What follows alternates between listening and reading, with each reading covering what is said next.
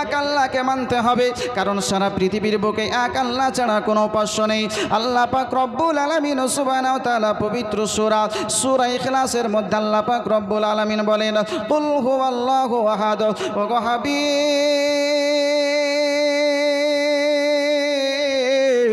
আপনি জগতের মানুষকে জানিয়ে দিন আল্লাহ হলেন একক। তাছাড়াও আল্লাহ পাক রব্বুল আলামিন বলেন, লাউ কানা ফীহি আলিহাতুন ইল্লাল্লাহু লাফাসাদাতা, এই আসমান এবং জমিনের মধ্যে এক আল্লাহ ব্যতিরেকে দ্বিতীয় যদি কোনো মাবুদ থাকতো, অবশ্যই খোদাদের মধ্যে ফাইটিং, ঝগড়া, ঝামেলা, বিবাদ লেগে থাকতো। আসমান জমিন তাবাক হয়ে যেত, বরবাদ হয়ে যেত। এই জগতের মানুষেরা দেখো গো, আসমান যেমন ছিল এখনো তেমনই আছে, এই জমিন যেমন ছিল তেমনই আছে। তার মানে আসমান জমিনের মালিক এক আল্লাহ ছাড়া দ্বিতীয় কোনো মাবুদ নেই। জোরে বলেন সুবহানাল্লাহ। আল্লাহ নবী, বিশ্ব নবী সাল্লাল্লাহু আলাইহি ওয়াসাল্লামের সাহাবায়ে কেরাম ওই কাফেরদের সঙ্গে যখন আপনার মোকাবিলা করতে আরম্ভ করলেন, ওই কাফেরদের আপনার নিস্তানাবুদ করতে আরম্ভ করলেন, যাদের ওপরে তলোয়ারের ওয়ার করেন, তলোয়ারের আপনার আঘাত করেন, সঙ্গে সঙ্গে তাকে আপনার জাহান্নামে পাঠিয়ে দেন, কতল করে বাসিলে জাহান্নাম করে দেন। এই আল্লাহ নবী সাল্লাল্লাহু আলাইহি ওয়াসাল্লামের সাহাবায়ে কেরামের মধ্যে 10 জনের মধ্যে যুদ্ধ করতে করতে 7 জন সাহাবী রাসূল শহীদ হয়ে গেলেন। মাত্র 3 জন সাহাবী আপনার থাকলেন। এই 3 জন সাহাবী যেন আপনার পাহাড়ের চূড়ায় উঠে গেলেন, পাহাড়ের উপরে উঠে গেলেন। এই 3 জন সাহাবী পাহাড়ের উপর থেকে পাথরের আঘাত করতেছেন। এই কাফের মুশরিক তারা দেখলো, আমরা নিচে যদি থাকি আমরা তাদের সঙ্গে মোকাবিলা করতে পারবো না, আমাদেরকে কৌশল অবলম্বন করতে হবে। যদি আমরা কৌশল অবলম্বন করতে পারি তাহলে তাদেরকে নিজের কাছে পাবো, যখন আমাদের কাছে পাবো তখন তাদেরকে গ্রেফতার করে নিব। আল্লাহ নবী সাল্লাল্লাহু আলাইহি ওয়াসাল্লামের সাহাবী তেনারা আপনার যেন পাহাড়ের চূড়া থেকে আপনার যুদ্ধ করতেছেন, নিজের জান বাঁচানোর তাগিদে পাহাড়ের চূড়ায় চড়ে গিয়েছেন। এরা আপনার নিচে থেকে তাদের মোকাবিলা করা সম্ভব হয় না। এরা নিচে থেকে বলতেছে, গো নবীর সাহাবীগণ, ও গো খুবাইব, শোনো শোনো, আজকে তোমাদেরকে বলতেছে আমরা তোমাদের সঙ্গে আর যুদ্ধ করব না, আর তোমাদের সঙ্গে কোনো জিহাদ হবে না, আর তোমাদেরকে হত্যা করব না। আমরা কথা দিলাম তোমাদের জানের হেফাজত আমরাই করব। আজকে তোমাদেরকে কাউকে মারতে দেব না, আঘাত করতে দেব না, তোমাদের জানের হেফাজত আমরা করব। আজকে তোমাদের নেমে এসো, জমিনের বুকে নেমে এসো। আজকে তোমাদের সঙ্গে আর কোনো জিহাদ হবে না, মোকাবিলা হবে না। আল্লাহ নবী সাল্লাল্লাহু আলাইহি ওয়াসাল্লামের সাহাবীদের মধ্যে আপনার কথোপকথন আরম্ভ হয়ে গেল। একজন সাহাবী বলতেছে, যখন অঙ্গীকার করতেছে চলো নিচে চলে যাই, আর একজন সাহাবী বলতেছে, শোনা গো, এই কাফেরদের কথার কোনো এতেবার নাই, বিশ্বাস করতে নাই, কারণ কাফেরেরা আজকে বিশ্বাসঘাতকতা করতে পারে। এ মুসলমান জানেরা, আজকে কারবালার প্রান্তরে যখন ইমাম আলী মাকাম ইমাম হুসাইন রাদিয়াল্লাহু তাআলা আনহু ওই কারবালার প্রান্তরে আসেন নাই, মদিনার বুকে আপনার অবস্থান করতেছেন। ওই কুফা দেশের মানুষ 1-2 করতে করতে 150খানা চিঠি আপনার দিয়েছিল, ও গো হুসাইন, আজকে তুমি এসে ইসলামের দাওয়াত দাও, তোমাকে সরদার হিসাবে মেনে নেব, আজকে তোমাকে নেতা হিসাবে মানব, আমিরুল মুমিনিন হিসাবে মেনে নেব। ইমাম আলী মাকাম ইমাম হুসাইন রাদিয়াল্লাহু তাআলা আনহু যখন কুফায় আপনার উপনীত হলেন, ইমাম হুসাইন শহীদ হয়ে গেল।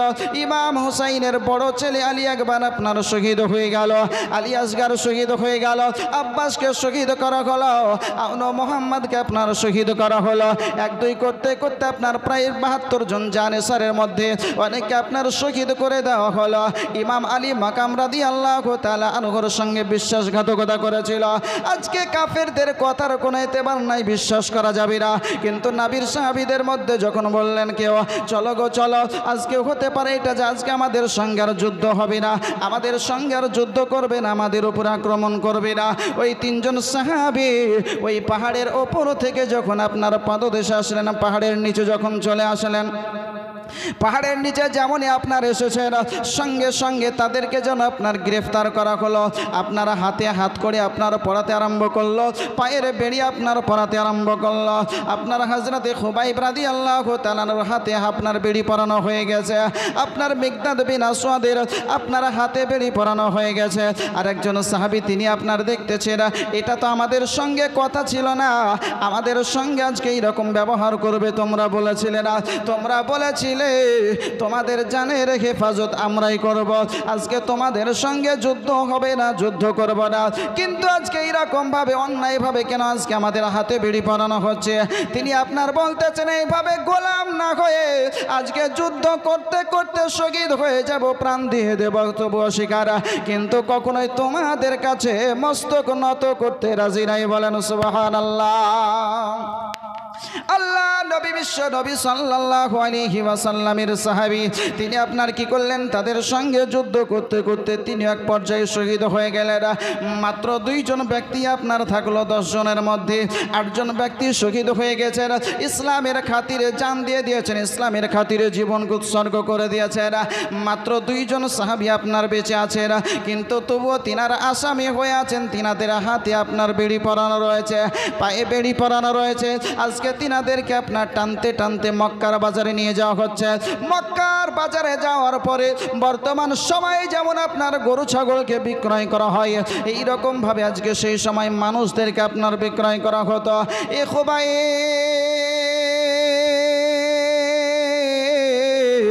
রাদিয়াল্লাহু তাআলা আনহুকে বাজারে আপনার তুলে দেওয়া হয়েছে।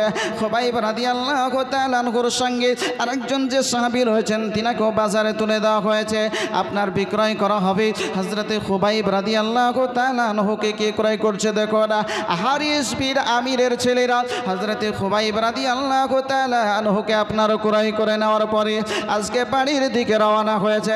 বলতেছ গো খুবাইব, বদরের প্রান্তরে আমার আব্বা জানকে শহীদ করে দিয়েছ, বদরের প্রান্তরে আমার আব্বাকে শহীদ করেছ, এবার তোমাকে কষ্ট দিয়ে দিয়ে আমার আব্বা জানের বদলা তোমার কাছ থেকে নিতে যায়।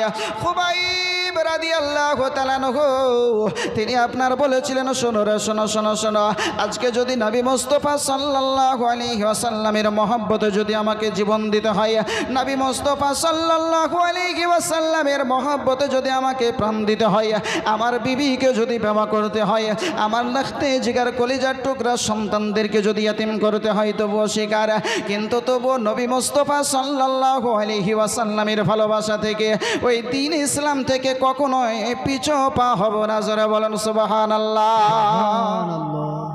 আল্লাহ নবী সাল্লাল্লাহু আলাইহি ওয়াসাল্লামের সাহাবীদের মধ্যে কতটা নবীর প্রেম ছিল, কতটা নবীর ভালোবাসা ছিল। আল্লাহ নবী সাল্লাল্লাহু আলাইহি ওয়াসাল্লামের সাহাবীগণ তিনারা যখন আপনারা এইরকম ভাবে কথা বলতে আরম্ভ করলেন, হযরতে খুবাইব রাদিয়াল্লাহু তাআলা আনহুকে একটি আপনার আবদ্ধ ঘরের ভিতরে, একটি আপনার কায়েদখানার মতন ঘরের ভিতরে আপনার আবদ্ধ করে রেখে দিল। ওই সময় আপনার এইরকম জেলখানা ছিল না, এইরকম কোনো জেলখানার আপনার ব্যবস্থাও ছিল না, যাকে আসামি হিসাবে রাখা হতো নিজ গৃহের মধ্যে একটি আবদ্ধ ঘরের মধ্যে আপনার বন্ধ করে রেখে দেওয়া হতো। খুবাইব রাদিয়াল্লাহু তাআলা আনহুকে আসামি হিসাবে রাখার জন্য একটি ঘরের ভিতরে আপনার আবদ্ধ করে রেখে দেওয়া হয়েছে। খুবাইব রাদিয়াল্লাহু তাআলা আনহুকে বলা হয়েছে তাকে খেতে দেবে না, তাকে পানি পান করতে দেওয়া হবে না, এইরকম ভাবে অনাহারে কয়েকদিন ধরে তাকে রেখে দেওয়া হবে। জানে বেঁচে থাকার জন্য কয়েকদিন পর হালকা সামান্য পরিমাণ খেতে দিতে হবে। খুবাইব রাদিয়াল্লাহু তাআলা আনহু আজকে আবদ্ধ ঘরের ভিতরে বসে বসে আল্লাহ পাক রব্বুল আলামিনের ইবাদত বান্দেগি করে জানো। জোরে বলেন সুবহানাল্লাহ।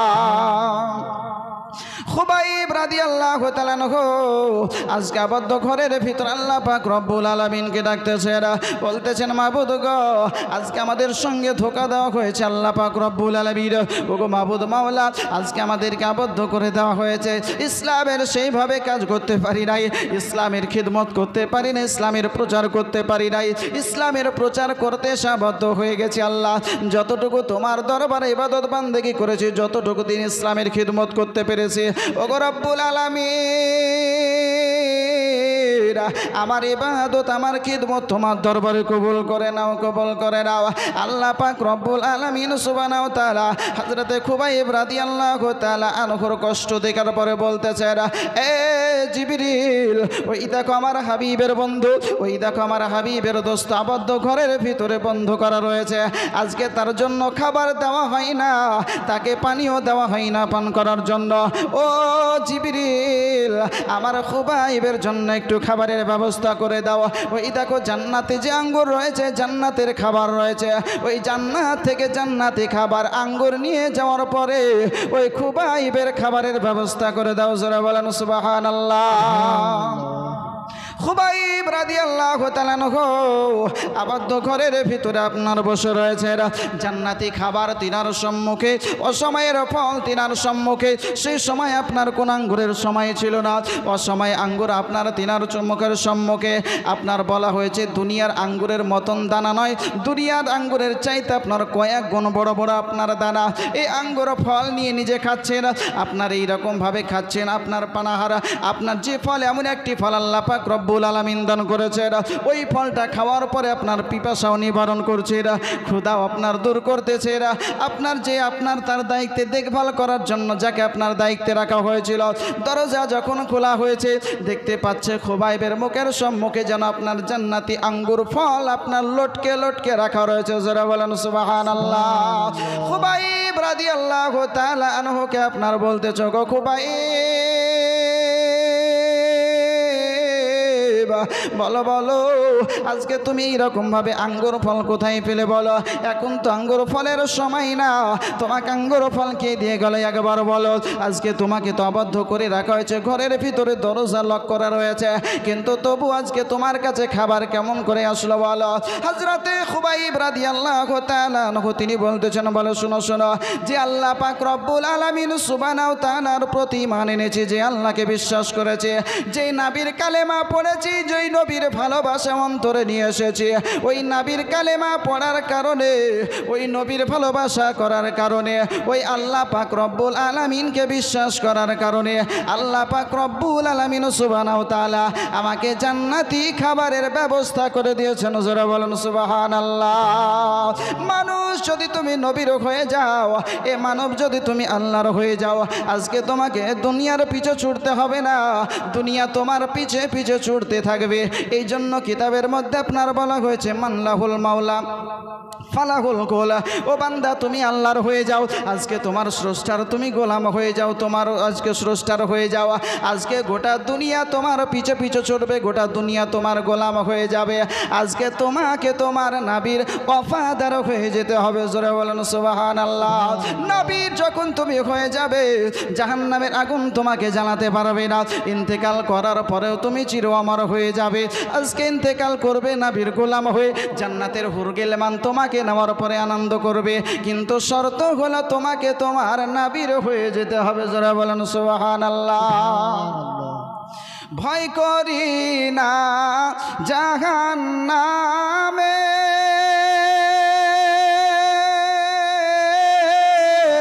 আগুন ডরায় আমার নবীর নামে রে,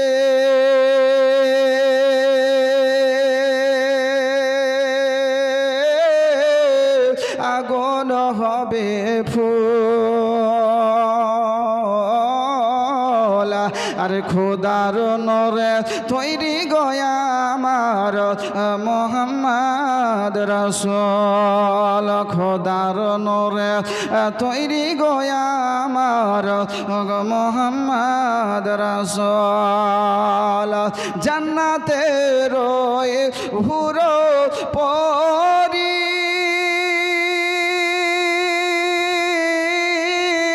নিবে আমায় ওগো বরণ করি রে,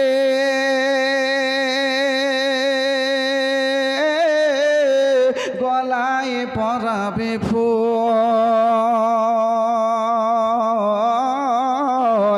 আর খোদার নূরে তৈরি গয়া আমার মোহাম্মদ রাসূল, খোদার নূরে তৈরি আমার মোহাম্মদ রাসূল নবী আমার পাকা কান্ডারি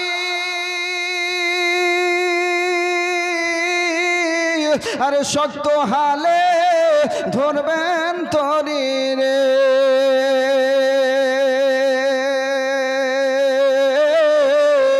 তাই তো বসে আরাম করি পাবো নদীর কোল আর খোদার নূরে তৈরি গয়া আমার মোহাম্মদ রাসূল জোরে বলেন না সুবহানাল্লাহ খোদার নূরে তৈরি গয়া আমার মোহাম্মদ রাসূল আল্লাহুম্মা সাল্লি আলা সাইয়্যিদিনা মাওলানা মুহাম্মদ ওয়া আলা আলি সাইয়্যিদিনা মাওলানা মুহাম্মদ সাল্লাল্লাহু তাআলা আলাইহি ওয়াসাল্লাম হযরতে খুবাইব রাদিয়াল্লাহু তাআলা আনহুকে আপনার একটা ঘরের ভিতরে আবদ্ধ করে রেখা দেওয়া হয়েছে বলে খাবারও যাবে না পানিও যাবে না কিন্তু আল্লাহ পাক রব্বুল আলামিন বলছেন আমি যাকে খেতে দেব দুনিয়ার মানুষ তাকে রুখতে পারবে না পারবে জোরে বলেন পারবে শুনছেন তো না শুনছেন না শুনছেন তো নাকি আল্লাহ পাক রব্বুল আলামিন যার রিজকে বরকত দিবেন দুনিয়ার মানুষ তার রিজক কমাতে পারবে জোরে বলেন না বিরাদারানে মিল্লাত ইসলামী আল্লাহ পাক রব্বুল আলামিন যাকে সম্মান দিবেন দুনিয়ার মানুষ তার সম্মান কমাতে পারবে না গোটা পৃথিবী যদি লেগে যায় কিন্তু তবুও তার সম্মানের হানি করতে পারবে না গোটা পৃথিবীর যদি মানুষ লেগে যায় তবুও তার রুজি কমাতে পারবে না যতই হিংসা করুক আর যতই বিদ্বেষ করুক যত যা ইচ্ছা আছে করুক আল্লাহ পাক রব্বুল আলামিন যদি কারো মান সম্মানকে বাড়িয়ে দেয় অসম্ভব তার মান সম্মানকে কেউ কমাতে পারবে না কোরআন বলছে ইন্নাল্লাহা ইয়ারযুকু মান ইয়াশাউ বিগাইরি হিসাব নিশ্চয় আল্লাহ মানুষকে বিনা হিসাবে আপনার কি করেন খাদ্য দান করেন জোরে বলেন সুবহানাল্লাহ কত খাবার আপনি আমি খাই এটার প্রতি ভরসা আছে তো নাকি এটা কোরআনের আয়াত আল্লাহ পাক রব্বুল আলামিন বলেন ইন্নাল্লাহা ইয়ারযুকু মান ইয়াশাউ বিগাইরি হিসাব আল্লাহ পাক রব্বুল আলামিন যাকে যতটা চান যেভাবে চান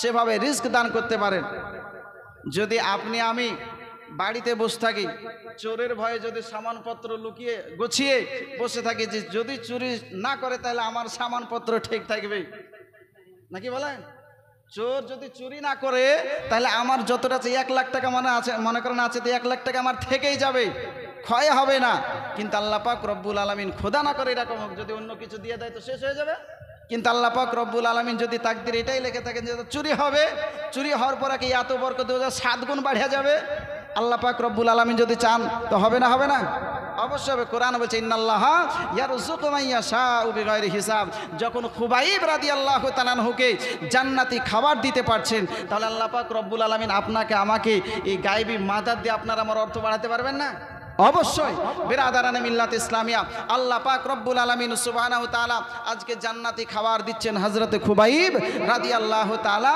আনহুকে তিনি আপনার দেখলেন আশ্চর্য বিষয় এখন তো সময়টা আঙ্গুরের সময় না কিন্তু আঙ্গুরগুলো দেখছি তার মুখের সামনে আর এই আঙ্গুরগুলো আপনার দুনিয়ার আঙ্গুরের মতো না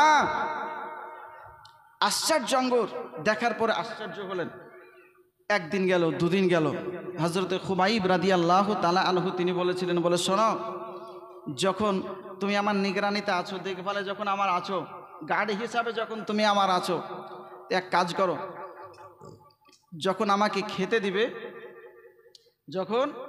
দিবে তো তখন গরম পানি কখনোই দিবে না নরমাল পানি যেটা সেটাই দেবে 1 নাম্বার 2 নাম্বার হচ্ছে কোনো কাফিরের হালাল করা মানে কোনো কাফিরের জবাই করা কোনো পশুর মাংস আমাকে খাওয়াবে না 3 নাম্বার কথা হলো যখন আমার ইন্তেকালের সময় হবে যখন আমাকে ফাঁসির মঞ্চে চড়ানো হবে যখন আমাকে কতল করার সময় হবে তো তার আগে আমাকে খবর করবে আমাকে বলবে জানাবে যে গার্ড হিসাবে ছিল সে বলে আচ্ছা ঠিক আছে সেটাই হবে হযরতে খুবাইব রাদিয়াল্লাহু তাআলা আনহু এভাবে একদিন দুই দিন করতে করতে যেই মাসগুলো নিয়ে যুদ্ধ করা হারাম ছিল ওই মাসগুলো যখন অতিবাহিত হয়ে গেল, তারপরে হযরতে খুবাইব রাদিয়াল্লাহু তাআলা আনহুকে একদিন বলতেছে, আজকে তোমার হচ্ছে শেষ সময়, আজকেই তোমাকে দুনিয়া ছেড়ে চলে যেতে হবে, আজকেই তোমার জীবনের শেষ, আজকেই তোমাকে দুনিয়া থেকে বিদায় নিতে হবে। হযরতে খুবাইব রাদিয়াল্লাহু তাআলা আনহু তিনি আপনার বলেছিলেন, শোনো, যখন আমি দুনিয়া ছেড়ে চলে যাব তাহলে এক কাজ করো, আমাকে একটি খুর দাও, খুর, বিলেট। শরীরের মধ্যে বেশ কিছু অঙ্গ আছে যে অঙ্গগুলো পরিষ্কার করা প্রয়োজন। অনেকে আমরা এ সম্পর্কে অবগত নয়। জেনে রাখা দরকার আমাদেরকে যে আমরা যারা নামাজ পড়ছি, নামাজ পড়ার জন্য প্রথম শর্ত হচ্ছে আপনার তহরাত, পবিত্রতা অর্জন করা। যদি আমি পবিত্রই না হই আমার কোনো ইবাদত কাজেই লাগবে না। তাহলে প্রথম কাজ হচ্ছে আপনাকে পবিত্র হওয়া শিখতে হবে। আপনার শরীরের মধ্যে, আমার শরীরের মধ্যে বেশ কিছু অঙ্গে এই রকম কিছু আপনার জায়গা আছে যে সমস্ত জায়গাগুলো পরিষ্কার না করলে মানুষ পবিত্রই হতে পারে না। তাহলে ওই সমস্ত জায়গাগুলো আমাদের কোনো নজরে থাকে না, তাই না? কিছু কিছু মানুষের তো এইরকম হয় যার পাশে দাঁড়ানো যায় না, এত দুর্গন্ধ ছড়ায়।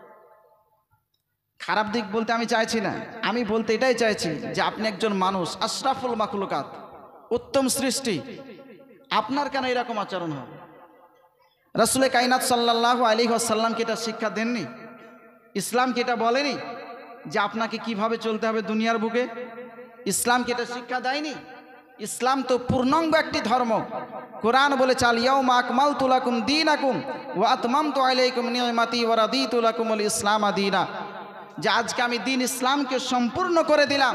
তো যেই ইসলাম, যেই ধর্ম আমাদের স্বয়ং সম্পূর্ণ ধর্ম, সম্পূর্ণ ধর্মের ধার্মিক হওয়ার পরে, ওই ধর্মের মানুষ হওয়ার পরে আমার কেন আচরণটা এরকম হবে? আমি কেন পবিত্র হতে জানবো না? অবশ্যই আমাকে জানতে হবে। হযরতে খুবাইব রাদিয়াল্লাহু তাআলা আনহু হাতে খুর নিয়েছেন। এমন সময় ওই বাড়িতে একটি বাচ্চা ছেলে আপনার ছিল, সে আপনার টুকটুক করে এগোতে এগোতে গিয়ে হযরতে খুবাইব রাদিয়াল্লাহু তাআলা আনহুর কোলের উপরে যাওয়ার পরে বসে গেছে। জোরে বলেন সুবহানাল্লাহ। হযরতে খুবাইব রাদিয়াল্লাহু তাআলা আনহু তিনি হচ্ছেন আপনার একজন আসামি, একজন কায়েদি, আর তিনার কোলে ওই বাড়িরই একটি বাচ্চা ছেলে বসে আছে, হাতে আছে খুর। ওই বাচ্চার মা কিন্তু ভয় পাচ্ছে যে এবার হয়তো আমার ছেলেটাকে হত্যা করে দেবে, আমার ছেলেটাকে হয়তো শেষ করে দেবে। কারণ সে তো আসামি, বাতা ও জেনে গেছে যে আজকে তার মৃত্যু অনিবার্য, আজকে তার মৃত্যু হবে। যেটাই করুক না কেন, যদি আমার ছেলেটাকে মেরে দেয় তাও মৃত্যু হবে, যদি না মারে তাও মৃত্যু হচ্ছে, তো হয়তো ওই আগে আমার বাচ্চাটাকে মেরে দিবে, টেনশন করছে, চিন্তা করছে। এমন সময় আমার রাসূলে কায়নাত সাল্লাল্লাহু আলাইহি সাল্লামের সাহাবী, নাবী তো নাবী, সাহাবী পর্যন্ত আপনার চেহারা দেখার পরে গায়েবের খবর বলেই দিতে পারেন। জোরে বলেন সুবহানাল্লাহ। হযরতে খুবাইব রাদিয়াল্লাহু তাআলা আনহু বলতেছেন, বলে মা তুমি টেনশন করতেছো তোমার বাচ্চাকে নিয়ে, ইসলাম এটা শিক্ষা দেয় না যে আজকে অন্যায়ভাবে কোনো সন্তানকে হত্যা করব, কতল করব। ইসলাম এটা কখনোই বলে না। জোরে বলেন সুবহানাল্লাহ।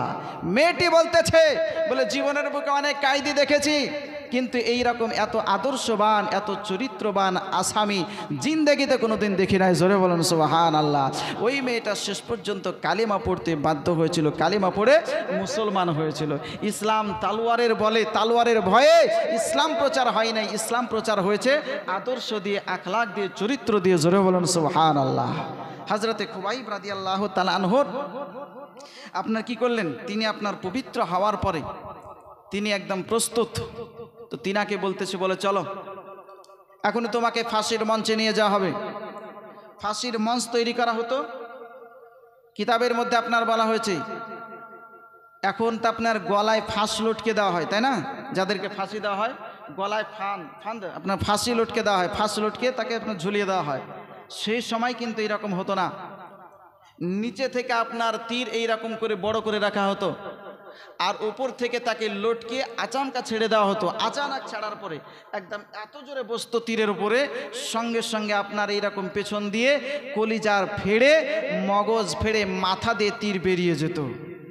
এমন আপনার পশুর মতন আচরণ করত। মুসলমানদের সঙ্গে আজকে এই রকম শাস্তি দেওয়ার জন্য, সাজা দেওয়ার জন্য ফাঁসির মঞ্চ তৈরি করা হয়েছে। আর বলা হয়েছে গোটা মক্কা নগরে জানিয়ে দাও যে আজকে খোবাইবকে ফাঁসির মঞ্চে চড়ানো হবে, ফাঁসির মঞ্চে তাকে চড়িয়ে ফাঁসি দেওয়া হবে। আজকে গোটা মক্কার মানুষ দেখে নিবে যে খোবাইব কালেমা পড়েছিল, মুসলমান হয়েছিল, আজকে তার কারণে এইরকম ভাবে কষ্ট দিয়ে তাকে দুনিয়া হতে বিদায় করা হচ্ছে। আগামীতে যাতে করে কোনো মানুষ কালেমা পড়ার কথা মুখে আনতে না পারে। কিন্তু হযরতে খুবাইব রাদিয়াল্লাহু তাআলা আনহু তিনি আপনার কত মজবুত ঈমানের মানুষ ছিলেন, রাসূল করিম সাল্লাল্লাহু আলাইহি ওয়াসাল্লামের কত বড় প্রেমিক ছিলেন। এত কিছু দেখার পরও ইসলাম থেকে এক পাও পিছে হটে আসেন নাই। জোরে বলেন সুবহানাল্লাহ। হযরতে খুবাইব রাদিয়াল্লাহু তাআলা আনহুকে এক পা দুপা করে যখন আপনারা ফাঁসির মঞ্চের দিকে আপনার নিয়ে আসা হলো, হযরতে খুবাইব রাদিয়াল্লাহু তাআলা আনহুকে বলতেছে, খুবাইব শোনো শোনো, আজকে তোমার শেষ সময়, আজকে তোমার ইন্তেকাল হয়ে যাবে, তুমি শাহাদাত বরণ করবে, দুনিয়া হতে তোমাকে চলে যেতে হবে। ওগো খুবাইব, আজকে তোমার ইন্তেকালের আগে তোমার কিছু মনের বাসনা যদি থাকে বলো, আজকে তোমার মনের বাসনাটাকে পূর্ণ করে দেওয়া হবে। হযরতে খুবাইব রাদিয়াল্লাহু তাআলা তিনি আপনার বলেছিলেন, শোনো শোনো, আজকে তুমি আমার মনের কি বাসনা পূর্ণ করতে দিবে বলো। বলতেছে বলে খুবাইব শোনো শোনো, আজকে তোমার জীবনের শেষ সময়, আজকে যদি তোমার মাকে দেখতে চাও তোমার মাকে দেখতে দেওয়া হবে, তোমার পিতাকে যদি দেখতে চাও তোমার পিতাকে দেখতে দেওয়া হবে, তোমার বিবি সাহেবাকে যদি দেখতে চাও তোমার বিবিকে দেখতে দেওয়া হবে, তোমার লাখতে জিগার কলিজার টুকরা সন্তানকে যদি দেখতে চাও তোমাকে সন্তান দেখতে দেওয়া হবে। আজকে যা দেখতে চাইবে, যা খেতে চাইবে তোমাকে খেতে দেওয়া হবে, দেখতে দেওয়া হবে। খুবাইব রাদিয়াল্লাহু তাআলা আনহু বলেছিলেন, শোনো গো, যখন তোমরা আমাকে একটু সময় দিলে, শোনো শোনো, আমাকে একটু পানি দাও, আমি একটু ওযু করে নিতে চাই, আমাকে যখন একটু সময় দিয়েছ, আজকে আমি 2 রাকাত নামাজ পড়তে চাই। যখন আমি 2 রাকাত নামাজ পড়ব, আমার নবী মুস্তাফা সাল্লাল্লাহু আলাইহি ওয়াসাল্লামের উম্মতের মধ্যে ছোট্ট একটা মডেল হয়ে যাবে। জোরে বলেন সুবহানাল্লাহ। মৃত্যুর শয্যায় যাওয়ার পরেও তোমার জন্য নামাজ মাপ হবে না। ওরে বান্দা, আল্লাহ পাক রব্বুল আলামিন তোমাকে তৈরি করেছে, আল্লাহ পাক রব্বুল আলামিনের ইবাদত বান্দেগি করার জন্য। আল্লাহ পাক রব্বুল আলামিন বলেন, মা খালাকতুল জিন্না ওয়াল ইনসা ইল্লা লিয়াবুদুন, আমি জিন এবং মানব সম্প্রদায়কে তৈরি করেছি আমি আল্লাহ আমার ইবাদত করার জন্য। জোরে বলেন সুবহানাল্লাহ। আল্লাহর ইবাদত করার জন্য বান্দা তোমাকে তৈরি করা হয়েছে। আজকে ছোট্ট একটা মডেল হয়ে যাবে। আজকে যখন তুমি সময় পাবে, আল্লাহ পাক রব্বুল আলামিন সুবহানাহু ওয়া তাআলা দরবারে একটু মাথাটা ঝুঁকিয়ে দেবে, সাজদা করবে, আল্লাহ পাক রব্বুল আলামিনকে ডাকবে। আজকে খুবাইব রাদিয়াল্লাহু তাআলা আনহু তিনি আপনার ওযু করে নামাজের জন্য দাঁড়াচ্ছেন, মনে মনে বলতেছেন, মাবুদ গো, এটা আমার জীবনের শেষ নামাজ গো মাবুদ, জীবনে আর কোনোদিন নামাজ পড়তে পারবো না। মন চাইছে লম্বা কেরাত করে একটু তোমার দরবারে ইবাদত করব, মন চাইছে লম্বা রুকু করে তোমার দরবারে ইবাদত করব, মন চাইছে লম্বা সাজদা করব গো মাবুদ। কিন্তু আজকে যদি লম্বা কেরাত করি তারা ভাববে জীবনের ভয়ে খুবাইব লম্বা কেরাত করতে আরম্ভ করেছে। আমি যদি লম্বা রুকু করি আজকে তারা বলবে খুবাইব আজকে প্রাণের ভয়ে লম্বা রুকু করতে আরম্ভ করেছে। লম্বা সাজদা যদি করি আজকে তারা বলবে খুবাইব আজকে প্রাণের ভয়ে লম্বা সাজদা করতে আরম্ভ করেছে। খুবাইব মনে ইচ্ছা থাকা সত্ত্বেও তড়িঘড়ি যেন নামাজটা আদায় করলেন। নামাজ কমপ্লিট হয়ে গেছে। কাফেরেরা আপনার বলতেছে খুবাইব এত তাড়াতাড়ি তুমি নামাজ কমপ্লিট করে দিলে কেন, একবার বলো। এত তাড়াতাড়ি তুমি আজকে রুকু করলে, সাজদা করলে, অন্য সময়তেই তো তুমি এত তাড়াতাড়ি নামাজ পড়ো নাই। খুবাইব বলতেছেন গো শোনো রে শোন, আজকে এই জন্য আমি লম্বা কেরাত করি নাই যাতে করে তোরা বলতে না পারিস আজকে মুসলমান জানের ভয়ে প্রাণের ভয়ে লম্বা কেরাত করে, লম্বা রুকু করে, লম্বা সাজদা করে নামাজ আদায় করতে আরম্ভ করেছে। মুসলমান গণনাবীর প্রেমিক গণা কখনোই আজকে সার কাটানোর জন্য, মাথা কাটানোর জন্য, আজকে দেহ থেকে আজকে মাথাটাকে বিচ্ছেদ করতে, আজকে শহীদ হতে কখনোই ভয় পাই না। জোরে বলেন সুবহানাল্লাহ। मोहम्मद की मोहब्बत दीन हक की शर्त अव्वल है, इसी में हो अगर खामी तो सब कुछ नामुकम्मल है। गुलामाने मुस्तफ़ा जान देने से नहीं डरते, ये सर रह जाए या कट जाए कुछ परवाह नहीं करते। नबी मुस्तफ़ार गोलाम जरा हवे, নবী মুস্তাফার প্রেমিক যারা হবে তারা এই মাথা কাটাতে, গর্দান দিতে কখনোই ভয় পাবে না। জোরে বলেন সুবহানাল্লাহ। খুবাইব রাদিয়াল্লাহু তাআলা কে বলতেছে, খুবাইব এখনো তোমার সময় রয়েছে রে খুবাইব, তোমাকে শেষবারের মতন বলতে চাই, একবার আমাদের মাবুদগুলোকে মাবুদ বলে মানো, ওই লাতুজ্জা কবলকে মাবুদ বলে মেনে নাও। তোমার উপর অত্যাচার হবে না, তোমাকে ফাঁসির মঞ্চে চড়ানো হবে না, আর তোমাকে এইরকমভাবে শহীদ করা হবে না। একবার তোমার নাবির বিরুদ্ধে কথা বলো, একবার তোমার নাবির আজকে কুপ্রশংসা, আজকে কি করো, সমালোচনা করে দাও, ওই নাবির ব্যাপারে একটু তুমি মুখ খুলে দাও। আজকে তোমাকে ফাঁসির মঞ্চে ফাঁসি দেওয়া হবে না, আজাদ করে দেওয়া হবে। খুবাইব রাদিয়াল্লাহু তাআলা তিনি আপনার বলেছিলেন, শোনো শোনা, আজকে নবী মুস্তাফা সাল্লাল্লাহু আলাইহি ওয়াসাল্লামের মহব্বতে জীবন দিতে রাজি, কিন্তু নবী মুস্তাফার আজকে প্রসঙ্গে কোনো খারাপ বাক্য শুনতে রাজি নাই। জোরে বলেন সুবহানাল্লাহ। বলা তো দূরের কথা, ওই নবী মুস্তাফা সম্পর্কে খারাপ কথা বলবে, সেটাও আমি খুবাইব বরদাস্ত করতে, সহ্য করতে রাজি নয়। যেমনই আপনার বলা সঙ্গে সঙ্গে হযরতে খুবাইব রাদিয়াল্লাহু তাআলা আনহুকে আজকে ফাঁসির মঞ্চে আপনার ছিল, ফাঁসিতে আপনার চড়ি দেওয়া হয়েছে, লটকে দেওয়া হয়েছে। হযরতে খুবাইব রাদিয়াল্লাহু তাআলা আনহু তিনি আপনার মনে মনে বলতেছেন, আল্লাহ আজকে দিন ইসলামকে প্রচার করার জন্য এই জায়গাতে এসেছিলাম, আজকে দিন ইসলামের প্রচার করব, দিন ইসলামের আজকে কি করব, প্রচার করব, দিন ইসলামের কথা মানুষদেরকে বলবো, কিন্তু আজকে আসার পরে শাহাদাত বরণ করতে হচ্ছে, জীবন দিতে হচ্ছে। আল্লাহ এর জন্য আমার কোনো আফসোস নেই, তবে মাবুদ আজকে আমার এতটুকু আফসোস, আজকে আমি শহীদ হচ্ছি। এই অবস্থায় যদি তোমার রাহমাতুল্লিল আলামিন নবী, নূর নবী, নবী মুহাম্মদুর রাসূলুল্লাহ সাল্লাল্লাহু তাআলা আলাইহি ওয়াসাল্লাম যদি আমার চোখের সম্মুখে যদি থাকতেন, আমি নবী মুস্তাফাকে দেখতাম, নবী মুস্তাফাকে দেখতে দেখতে যদি শহীদ হয়ে যেতাম, তাহলে কতই না ভালো হতো। জোরে বলুন সুবহানাল্লাহ। নবীর প্রেমিক কাকে বলে, নবীর আশিক কাকে বলে, নবীর দেওয়ানা কাকে বলে? বলতেছে আল্লাহ জীবনে তো শেষবারের মতন আজকে দুনিয়া ছেড়ে চলে যাচ্ছে, আল্লাহ শেষবারের মতন তোমার হাবিবকে একটু সালাম দিতে চাই। আমার এই সালামের নজরানা তোমার দয়ার নবী, মায়ের নবী সাল্লাল্লাহু আলাইহি ওয়াসাল্লামের পবিত্র রওজা মুবারকে, পবিত্র আজকে তিনার কাছে পৌঁছে দিবে। জোরে বলেন সুবহানাল্লাহ। এই বলে হযরতে খুবাইব রাদিয়াল্লাহু তাআলা আনহু নবী মুস্তাফাকে সালাম দিচ্ছেন, আসসালাতু ওয়াসসালামু আলাইকা ইয়া রাসূলুল্লাহ, আসসালাতু ওয়াসসালামু আলাইকা ইয়া হাবিবাল্লাহ। হযরতে খুবাইব রাদিয়াল্লাহু তাআলা আনহু ওই তানঈম নামক স্থান থেকে নবী মুস্তাফাকে সালাম দিচ্ছেন।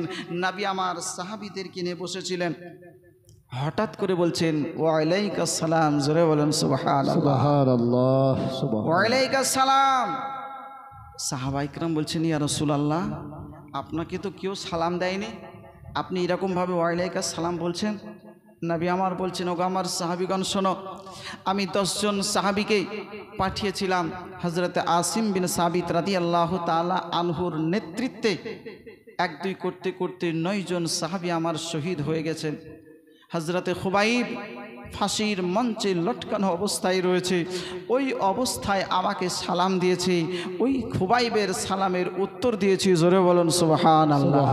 নবী কার নাম, যে নবী আমার মদিনায় অবস্থান করছেন আর তানঈম নামক স্থানে সালাম দিয়েছেন, সেই সালাম নবী আমার শুনে তার উত্তর দিচ্ছেন। জোরে বলুন সুবহানাল্লাহ। নবী মুস্তাফা সাল্লাল্লাহু আলাইহি ওয়াসাল্লামের আজকে যা পাওয়ার, তিনি যা শুনেন তা আমরা শুনতে পাই না, আর তিনি যা দেখেন তা আমরা দেখতে পাই না। নবী বলেছেন, ইন্নী আরা মা লা তারাউন ওয়া আসমাউ মা লা তাসমাউন, আমি যা দেখি তা তোমরা কেউ দেখতে পাও না, আর আমি যা শ্রবণ করি, আমি যা শুনি তা তোমরা কেউ শুনতে পাও না। জোরে বলেন সুবহানাল্লাহ। খোদার ওই খাসনরে ওগো তৈরি যিনি গায়েবের বাণী যার মুখে শুনি খোদার ওই খাসনরে ওগো তৈরি যিনি গায়েবের বাণী যার মুখে শুনি दूसरा कोना माबूद নাই दूसरा कोना माबूद নাই या अल्लाह या मुस्तफा मुर्तज़ा नबी सल्ले अला या मुस्तफा मुर्तज़ा नबी सल्ले अला কেউ বলে নবীজি ওগো নূরেরই পুতুল কেউ বলে নবীজি গোলাপ ফুল কেউ বলে নবীজি ওগো নূরেরই পুতুল কেউ বলে নবীজি গোলাপ ফুল নয় সে গোলাপ নয় সে পুতুল নয় সে গোলাপ নয় সে পুতুল নূরুল্লাহ ইয়া মুস্তাফা মুরতাজা নবী সাল্লাল্লাহু আলা ইয়া মুস্তাফা মুরতাজা নবী সাল্লাল্লাহু আলা হযরতে খুবাইব রাদিয়াল্লাহু তাআলা আনহু তিনি আপনার ফাঁসির মঞ্চে আল্লাহর নবী সাল্লাল্লাহু আলাইহি ওয়াসাল্লামকে যেমনই আপনার সালাম দিয়েছেন কাফির মুশরিক ওই হারিস বিন আমিরের ছেলেরা আপনার বলতেছে বলে হে খুবাইব আজকে নবী মুস্তাফা সাল্লাল্লাহু আলাইহি ওয়াসাল্লামকে বলেছিলাম ওই নবী মুস্তাফা সম্পর্কে একটু তোমাকে আজকে কি করতে হবে একটু তোমাকে সমালোচনা করতে হবে খারাপ কিছু কথা বলতে হবে আজকে খারাপ কিছু কথা না বলে ওই নবী মুস্তাফা সাল্লাল্লাহু আলাইহি ওয়াসাল্লামকে সালাম দিচ্ছ ওই নবী মুস্তাফার কালেমা পড়ার কারণে আজকে তোমাকে ফাঁসির মঞ্চে লটকাতে হয়েছে আজকে তোমাকে ফাঁসির মঞ্চে আসতে হয়েছে আজকে জীবন দিতেও তোমাকে হচ্ছে ও খুবাইব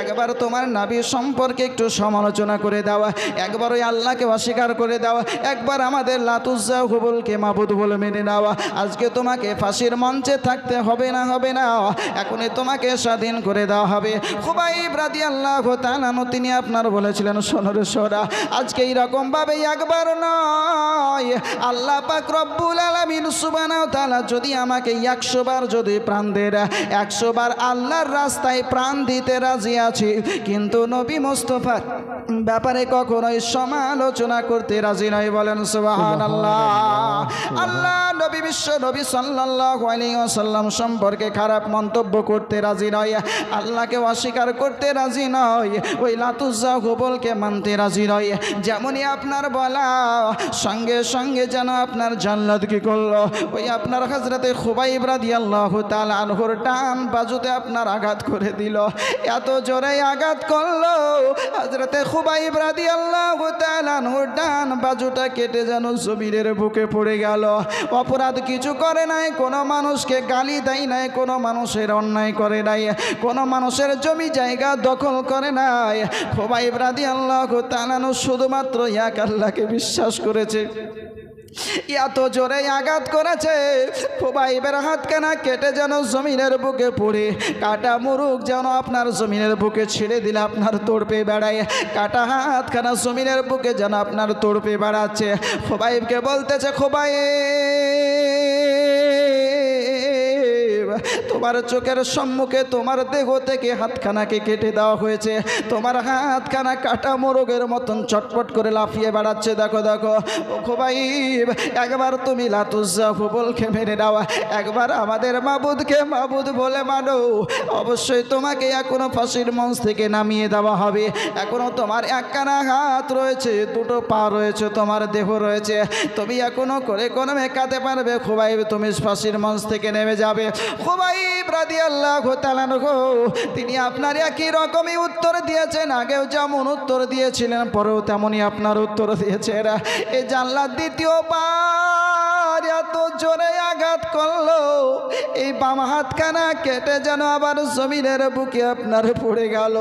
খুবাইবের বডি জমিনে, আপনার খুবাইবের বডি যেন ফাঁসির মঞ্চে, দুটো হাত কেটে জমিনের বুকে আপনার পড়ে গিয়েছে।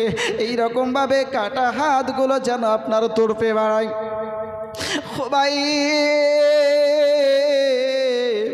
আজকে ফাঁসির মঞ্চে আপনার লটকার অবস্থায় রয়েছে। বলতেছে খুবাইব এখনো তুমি আল্লাহকে ছেড়ে দাও, আমাদের মাবুদগুলোকে মাবুদ বলে মানো। খুবাইবিয়া কি আপনার উত্তর দিয়েছিলেন, ডান পায়ের ওপরে এত জোরে আঘাত করলো, ডান পাটা কেটে যেন আপনার জমিনের বুকে পড়ে গেল। বাম পায়ে আপনার এইরকমভাবে আঘাত করলো, বাম পাটাও কেটে জমিনের বুকে পড়ে গেল। শুধুমাত্র বডিটুকু আপনার লাট্টুর মতন ঘুরতেছে। খুবাইব রাদিয়াল্লাহু তাআলা আনহু ফাঁসির মঞ্চে আজকে এইরকম চার হাত পা কাটা অবস্থায়, গোটা দেহ রক্তাক্ত অবস্থায়। খুবাইব রাদিয়াল্লাহু তাআলা আনহু কিছু অপরাধ করে নাই, কাউকে গালি দেয় নাই, কাউকে অন্যায় কথা বলে নাই। একটাই মাত্র যদি অন্যায় হয়ে থাকে সেটাই এক আল্লাহকে বিশ্বাস করেছে। অন্যায় যদি হয় নবীর ভালোবাসা অন্তরে রেখেছে, নবীকে ভালোবেসেছে। নবীকে ভালোবাসার কারণে আজকে এইরকমভাবে ফাঁসির মঞ্চে তাকে আপনার অন্যায়ভাবে হত্যা করা হচ্ছে। খুবাইব রাদিয়াল্লাহু তাআলা আনহু আজকে লাট্টুর মতন গোটা বডিটা যেন আপনার ঘুরতেছে, মনে মনে বলতেছেন আল্লাহ আমার চেহারা কানা আল্লাহ তুমি মদিনার দিকে করে দাও। আমার চেহারা কানা যদি মদিনার দিকে হয়ে যায়, আমি শেষবারের মতন আমি নবী মুস্তাফাকে সালাম দিয়ে আমি মদিনার দিকে মুখ করে দুনিয়া হতে বিদায় নিতে যাই। জোরে বলেন সুবহানাল্লাহ। খুবাইব রাদিয়াল্লাহু তাআলা আনহু যেমনই আপনার মদিনার দিকে মুখ ঘোরানোর জন্য আল্লাহর কাছে দোয়া করতেছে, এই কাফের মুশরিকেরা বলতেছে খুবাইবা আজকে আবার মদিনার দিকে মুখ করতে যাও। ওই খুবাইবের মুখের ওপরে এত জোরে পাথরের আঘাত করলো, আজকে মুখের যে আপনার সম্মুখে দাঁতগুলি ছিল এই দাঁতগুলি যেন আপনার ভেঙে গেল, গোটা মুখ দিয়ে যেন আপনার দরদর করে রক্ত ঝরতে আরম্ভ করলো। খুবাইব রাদিয়াল্লাহু তাআলা আনহু বলতেছেন মাবুদ আজকে শেষবারের মতন তোমার হাবিব সাল্লাল্লাহু আলাইহি ওয়াসাল্লামকে সালাম জানাই। আল্লাহ আমার সালাম কানা তোমার দয়ার নবী মায়ার নবী সাল্লাল্লাহু আলাইহি ওয়াসাল্লামের পবিত্র আজকে বারগাহে পৌঁছে দাও। আল্লাহ নবী সাল্লাল্লাহু আলাইহি ওয়াসাল্লামের বারগাহে আমার সালাম কানা পৌঁছে দাও। খুবাইব রাদিয়াল্লাহু তাআলা আনহু আজকে কাফেরদেরকে ডাক দেওয়ার পরে বলেছিলেন কি মক্কার কাফেরেরা শোনো শোনা, আজকে আমার মক্কানাকে মদিনার দিক থেকে ফিরিয়ে দিতে পারিস, কিন্তু আল্লাহ পাক রব্বুল আলামিন আমার বুকের ভিতরে আমার অন্তরখানা যে দিয়েছেন এই অন্তরখানাকে মদিনা থেকে ঘোরাতে পারিস না। জোরে বলেন সুবহানাল্লাহ। খুবাইব রাদিয়াল্লাহু তাআলা আনহু আজকে ফাঁসির মঞ্চে লাট্টুর মতন ঘুরতেছে। খুবাইবকে বলতেছে খুবাইব এখনো বলতেছে এক আল্লাহকে মানা ছেড়ে দাও, এক আল্লাহকে মানতে হবে না, লাতুজ্জা কবলকে মাবুদ বলে একবার স্বীকার করে দাও, ওই নবী সম্পর্কে একবার সমালোচনা করো, একবার একটু খারাপ কথা বলো। এখনো খুবাইব তোমাকে ফাঁসির মঞ্চ থেকে নামিয়ে দেওয়া হবে। খুবাইব একটাই কথা বলেছিলেন, এই প্রাণ যদি একবার নয় শতবার আল্লাহ পাক রব্বুল আলামিন আমাকে দেন, এই শতবার প্রাণ আল্লাহর রাগে কুরবান করতে রাজি আছে। জোরে বলেন সুবহানাল্লাহ। খুবাইব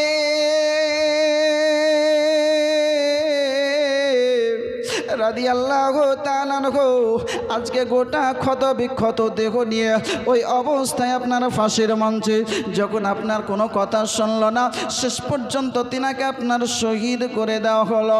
ইন্না লিল্লাহি ওয়া ইন্না ইলাইহি রাজিউন। হযরতে খুবাইব রাদিয়াল্লাহু তাআলা আনহু যখন আপনার শহীদ হয়ে গেলেন, ওই আপনার কাফিরদের সর্দারেরা বলতেছে খুবাইবের লাশটাকে ফাঁসির মঞ্চ থেকে নামানো যাবে না, এই খুবাইবের লাশ ফাঁসির মঞ্চে থাকবে, একদিন নয়, 2 দিন নয়। এই খুবাইবের লাশ দীর্ঘদিন ধরে আমরা ফাঁসির মঞ্চে রেখে দেব। ওই কাফিরগণ তারা জানতো আজকে মুসলমান যখন কালেমা পড়েছে, মুসলমান হয়েছে, নবীকে বিশ্বাস করেছে, যখন সাহাবী হয়ে গেছে, সাহাবীর লাশ আজকে পচবে না, সরবে না, এই সাহাবী শেষ হবে না, এই সাহাবী অজ্ঞাত অবস্থায় থাকবে। আজকে গোটা মক্কা নগরের জন্য স্মৃতি হিসাবে থেকে যাবে। কোন মানুষ খুবাইবকে দেখার পরে কালেমা পড়ার কথা মুখে আনবে না। ও খুবাইবকে দেখার পরে কেউ আজকে ইসলামটাকে গ্রহণ করার জন্য আগে বাড়বে না। কারো মনে যদি ইসলামের ভালোবাসা হালকা পরিমাণ যদি জাগত, আজকে খুবাইবকে দেখার পরে যেমন আছে তেমনই থেকে যাবে, আর আগে বাড়বে না। এই শিক্ষা দেওয়ার জন্য খুবাইব রাদিয়াল্লাহু তাআলা আনহুকে ফাঁসির মঞ্চে আপনারা রেখে দিচ্ছেন। একদিন 2 দিন করতে করতে আপনার প্রায় 40 দিন অতিবাহিত হয়ে যাচ্ছে। খুবাইব রাদিয়াল্লাহু তাআলা আনহু ফাঁসির মঞ্চে লটকানো অবস্থায় রয়েছেন, শহীদ হয়ে গেছেন। 40 দিন পার হয়ে যাচ্ছে। আল্লাহর নবী সাল্লাল্লাহু আলাইহি ওয়াসাল্লাম একদিন সাহাবীদেরকে নিয়ে বসে আছেন। এই 40 দিনের মাথায় সাহাবীদেরকে নিয়ে বসে আপনার বলতেছেন, আমার সাহাবীগণ শোনো গো, আজকে তোমাদেরকে একটা কথা বলতে চাই, শোনো শোনো। আমার খুবাইবকে তোমরা কি ফাঁসির মঞ্চ থেকে নামিয়ে নিয়ে আসতে পারবে? বলো, যে ফাঁসির মঞ্চ থেকে নিয়ে আসতে পারবে তার জন্য আমি নবী মুস্তাফা জান্নাতের গ্যারান্টি দিয়ে দিলাম। জোরে বলেন সুবহানাল্লাহ।